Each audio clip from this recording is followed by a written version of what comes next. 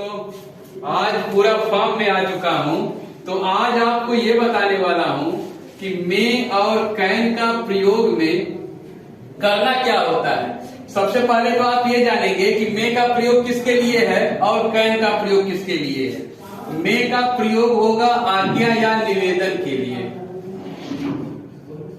जब भी आप किसी से आज्ञा लेते हैं और पीछे आपको मिलना चाहिए सकना। सकना का मतलब सकता है, सकती है, सकते हैं करके आएगा।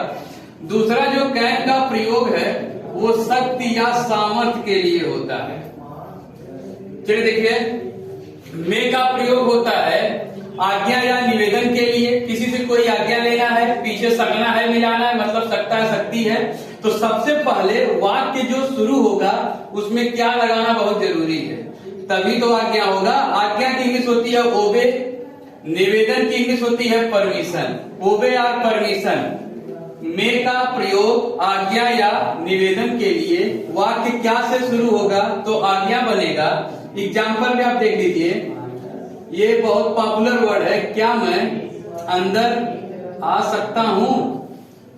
जैसा कि आपको ये जानते हैं कि मे आई कमिंग सर सभी लोग बोलते हैं। मे आई कम इन, इन माने अंदर या में। अब देखिए थोड़ा सा कैन का क्या प्रयोग है। कैन में दिखाना है आपको शक्ति। शक्ति का मतलब होता है पावर, और सामर्थ्य का मतलब जो कार्य आप करने में सामर्थ है। तो जैसे आपको ये कहना है कि मैं अंग्रेजी बोल सकता हूं। ये देखिए सेंटेंस शक्ति या सामर्थ्य का। मैं की इंग्लिश आई करेंगे, कैन का प्रयोग करेंगे, बोलना की इंग्लिश स्पीक करेंगे और अंग्रेजी का इंग्लिश करेंगे। मे आई स्पीक इंग्लिश। मैं अंग्रेजी बोल सकता हूं, उसमें आपको क्या लगाने की जरूरत नहीं है। लेकिन जब आप आज्ञा या निवेदन लेंगे तो क्या लगाना जरूरी है। ठीक है, ये थोड़ा सा अंतर है। इसमें क्या नहीं है, इसमें क्या है। ये आज्ञा है, ये शक्ति है। ठीक है, अब दूसरा एग्जाम्पल देखेंगे। चलिए देखिए, दूसरा सेंटेंस आप देखेंगे, क्या मैं बाहर जा सकता हूं। दोनों का मतलब समझ में आ रहा। क्या मैं बाहर जा सकता हूं, क्या मैं अंदर आ सकता हूं, क्या मैं अंग्रेजी पढ़ सकता हूं, क्या मैं यह कर सकता हूं, क्या मैं लिख सकता हूं। जितने भी आज्ञा वाले सेंटेंस है और पीछे क्या मिलना चाहिए, सकता है, सकती है, मतलब सकना आना चाहिए, इसकी पहचान है। तो सबसे पहले आज्ञा लेते समय इंग्लिश में मे पहले बोलेंगे, मैं की इंग्लिश आई, जाना की इंग्लिश गो और बाहर की English out. May I go out. उसके बाद इसमें देख लीजिए एक सेंटेंस, मैं कर सकता हूं। मैं की इंग्लिश आई करेंगे, कैन का प्रयोग है, करना की इंग्लिश डू है। I can do. मैं पढ़ सकता हूं, आई कैन रीड। मैं जा सकता हूं, आई कैन गो। मैं आ सकता हूं, आई कैन कम। मैं कर सकता हूं, आई कैन डू। ठीक है, जैसा कि आपको ये पता चल गया कि कैन का प्रयोग और मे का प्रयोग दोनों अलग अलग है। ठीक है, अब आगे आपको ये जानना है क्या मे का प्रयोग आज्ञा या निवेदन, शक्ति या सामर्थ्य के लिए ही करते हैं या और भी इसके प्रयोग हैं। चलिए अगला प्रयोग आपको बताते हैं। उसके पहले आपको ये बता रहे हैं कि मे और कैन, एक बार आप फिर से सुन लीजिए। मे और कैन का प्रयोग मे आज्ञा या निवेदन के लिए और कैन का प्रयोग शक्ति या सामर्थ्य के लिए। सिंगल पहचान बताऊं तो मे का मतलब होता है, जो पहला मे का प्रयोग है इसको हेडिंग लगा लीजिएगा सिंगल और पढ़िएगा बद्दुआ के लिए। पहला मे का प्रयोग होता है बद्दुआ के लिए। बद्दुआ को दूसरी भाषा में बोले तो श्राप भी बोलते हैं, लेकिन अभी श्राप लगता नहीं ना, क्योंकि कलयुग है। पहले के ऋषि मुनि महात्मा बद्दुआ या श्राप देते थे, लेकिन आज के जमाने में ना बद्दुआ लग रही ना श्राप लग रहा, क्योंकि जो देने वाला वो खुद पापी है और जिसको दे रहा वो खुद पापी है। लोहे से लोहा कर रहा है, कहाँ बद्दुआ लग रही है किसी को। हाँ, एक नई चीज आई है, श्राप काम नहीं कर रहा, बद्दुआ काम नहीं कर रहा, मगर आप ब्लॉक मार सकते हैं।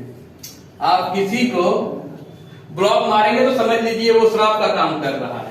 चलिए come to the point, point पे आते हैं। एग्जाम्पल के तौर पे आप देखिए, बद्दुआ के लिए इसकी पहले इंग्लिश देखिए। इंग्लिश होती है CURSE, कर्स। कर्स मीन्स होता है बददुआ या श्राप। एग्जाम्पल में बताएं, जैसे ये कहा जाए भाड़ में जाओ, पहला बददुआ यही है। तो इंग्लिश में का प्रयोग है may you go to hell. इसको लोग इतना भी बोलते हैं गो टू हेल, लेकिन जब आप ब्रिटिश इंग्लिश से पढ़ेंगे तो आपको पूरा बोलना पड़ेगा may you go to hell. दूसरा श्राप देखा जाए, ये कहा जाए कि जल्दी मर जाओ, जल्दी मर जाओ। अब क्या करना है, सबसे पहले मे का प्रयोग करना है, फिर यू का प्रयोग करना है। मरना की इंग्लिश डाई होता है और जल्दी की इंग्लिश होता है सून। मे यू डाई सून। बददुआ इस तरह से कुछ देंगे। बददुआ का प्रयोग मे के लिए करते हैं, इंग्लिश में बोलते समय मे को पहले जोड़ लेते हैं। ठीक है, एक आध बददुआ और बता देता हूं। जैसे ये कहना हो ना कि दुर्घटना हो जाए, तो आप इंग्लिश में बोलेंगे may you get an accident. May you get an accident, दुर्घटना हो जाए मतलब लड़ जाए कोई। ठीक है, तो जितनी भी ये बददुआ है सब में मे का प्रयोग करते हैं। और दूसरी बात ये है कि ज्यादा बददुआ इसलिए नहीं पढ़ा रहा हूं। कभी देखिए क्या है, 24 घंटे में सरस्वती जी एक बार जिह्वा पे निवास करती है, कहीं बददुआ किसी को लग न जाए, इसलिए ज्यादा बददुआ नहीं, समझ लीजिए कुछ इस तरह से बददुआ का प्रयोग होता है। देखिए मे का प्रयोग आशीर्वाद देने के लिए होता है, बोले तो आशीर्वाद के लिए। और अगर आपको इंग्लिश में बोलना है तो आप बोलेंगे फॉर ब्लेसिंग। इसका मतलब ब्लेस मतलब आशीर्वाद होता है। देखिए पहला प्रयोग आपका जो मे को बताया गया है उसमें आज्ञा या निवेदन था, मतलब जब आप आज्ञा लेंगे तो मे का प्रयोग करना होगा। May I come in sir, may I go out, may I sit here. दूसरा मे का प्रयोग पढ़ाया गया कि जिसमें आप बददुआ देंगे, श्राप। और तीसरा जो मे है वो आशीर्वाद देने के लिए है, मतलब फॉर ब्लेसिंग। आप आशीर्वाद कैसे देंगे, थोड़ा सा देखिए एग्जाम्पल। अगर आपको ये कहना है कि जुग जुग जियो, जुग जुग जियो, तो आपको इंग्लिश में बोलना होगा मे यू लिव लॉन्ग। और दूसरा अगर आपको यह कहना है मे गॉड ब्लेस यू, इसका मतलब ईश्वर आपको बरकत दे। आशीर्वाद में क्या बोलेंगे आप, जैसे बोला जाए दीर्घ आयुष्मान भव, मतलब लंबे समय तक जियो, इंग्लिश में बोलेंगे मे यू लिव लॉन्ग। दूसरा आप बोलेंगे मे गॉड ब्लेस यू। अब सवाल ये है कि अगर आपको आशीर्वाद देना है तो क्या आप आशीर्वाद में ये बोल सकते हैं कि भगवान आपकी आत्मा को शांति दे, ये आपको बताना है। चलिए देखिए, सबसे पहले आपको मे का प्रयोग पढ़ाया गया आज्ञा या निवेदन के लिए, दूसरा पढ़ाया गया बददुआ या श्राप के लिए, तीसरा आपको पढ़ाया गया आशीर्वाद के लिए। अब नंबर 4 पे देखिए मे का प्रयोग और भी है। अब देखिए सबसे पहले आपको सिंगल सिंगल मे पढ़ाया गया, अब आप एक साथ पढ़ेंगे। पहले वाले कॉलम में मे, दूसरे वाले कॉलम में कैन और थर्ड वाले कॉलम में लिखेंगे माइट। देखिए मे कैन माइट का एक साथ प्रयोग होता है। जो पहले तो हिंदी जान लीजिए, तीनों की हिंदी क्या होती है, तीनों की हिंदी होती है सकना से। इसका मतलब सकता है, सकती है, सकते हैं, ऐसे आएगा। इसका मतलब मे कैन माइट, तीनों का मतलब सकना होता है। अब देखिए तीनों का मतलब संभावना भी होता है। मे में भी संभावना है, कैन में भी संभावना है और माइट में भी संभावना है। बोले तो पॉसिबिलिटी, मे में संभावना, कैन में संभावना, माइट में संभावना, और तीनों की पहचान भी सेम है, सकना सकना सकना, यानी कि सकता है, सकती है, सकते हैं। अब आपको यह समझना है कि संभावना तीनों में है, तो अगर कोई संभावना का सेंटेंस आ गया तो आप कैसे लगाएंगे, मे लगाएंगे कि कैन लगाएंगे कि माइट लगाएंगे। अब ये समझना आपको, सेंटेंस से अगर मैं बोलूं कि आज वर्षा हो सकती है, आपको ये बताना है क्या इसमें मे का प्रयोग होगा कि कैन का प्रयोग होगा कि माइट का प्रयोग होगा? देखिए, मे का प्रयोग किसके लिए करते हैं पहले आप वो देखिए। मे में जो संभावना रखी है वो 99% की है, यानी कि आपको पूरा विश्वास है, 100% मान के चलिए 99% है। कैन में जो होता है वो 50% की संभावना दिखाता है, यानी कि हो भी सकता है नहीं भी हो सकता। माइट में जो होता है वो 1% की संभावना होती है, 1% मतलब नाम मात्र। देखिए, अगर आपको कोई भी सेंटेंस बोलना है तो संभावना आप अपने हिसाब से लगाएंगे। आज का मौसम देखिए और सोचिए आज वर्षा हो सकती है, संभावना कितने % की है आपको पता चल जाएगा। मैं तीनों में ट्रांसलेट करके आपको दिखा दे रहा हूं।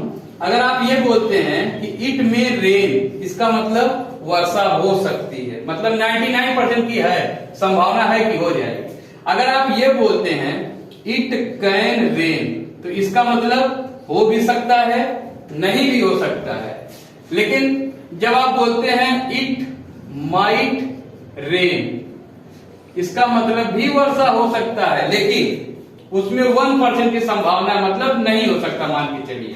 तो देखिए, मे कैन माइट ये संभावना के लिए प्रयोग होते हैं। संभावना को कुछ इस हिसाब से अलग अलग कैटेगरी में रखा गया है। अब मान लो कोई आपका दोस्त है, अगर आपको बोलना है कि वह पास हो सकता है, तो आपको तो पता ही है कि वो कैसा पढ़ता लिखता है, उसके पास होने की संभावना कितने % की है। अगर 99 है तो बोलेंगे वह की इंग्लिश ही मे का प्रयोग है, पास होना का पास, ही में पास बोलेंगे तो मानिए कि वो 90% क्या 99% वो पास होने की गारंटी है, ठीक है। अगर आप ये बोलते हैं कि ही कैन पास, इसका मतलब पास हो सकता है लेकिन फिर भी हो सकता है, आधा है आधा नहीं है, इसमें पूरा है।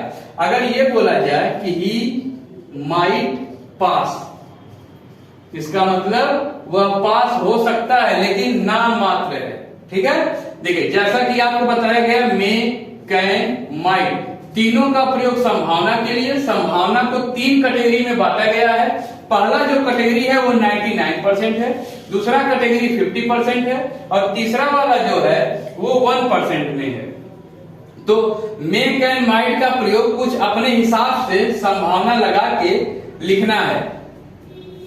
चलिए अब देखिए, अब आगे आपको क्या बताना है। आज आपका जो टॉपिक था मे कैन माइट, पहला तो आप ये जानिए कि मे का प्रयोग आपको कितनी बार पढ़ाया गया। पहला आपको जो मे का प्रयोग पढ़ाया गया है आज्ञा के या निवेदन के लिए। दूसरा जो आपको मे का प्रयोग पढ़ाया गया है वो बद्दुआ के लिए पढ़ाया गया है, बोले तो श्राप के लिए। तीसरा जो मे का प्रयोग पढ़ाया गया है वो पढ़ाया गया है आशीर्वाद के लिए, मतलब ब्लेस के लिए। ये ब्लेस है, ये कर्स है और ये ओबे है। तो ओबे, कर्स, ब्लेस, ये 3 चीजें। और नंबर 4 पे आपको पढ़ाया गया संभावना। इसका मतलब मे का प्रयोग 4 तरीके से करते हैं, ठीक है। आज आपका मे कैन माइट, मे कैन और मे के प्रयोग कंफर्म करा दिया हूं। हमने आपको एक शुरू में सेंटेंस बताया था जो आपको ये बताना है कि भगवान आपकी आत्मा को शांति दे, उसका ट्रांसलेशन क्या होगा और वो किस मे के प्रयोग में आएंगे। अब विदा ले रहे हैं कल के लिए, कल मिलेंगे एक नई वीडियो के साथ।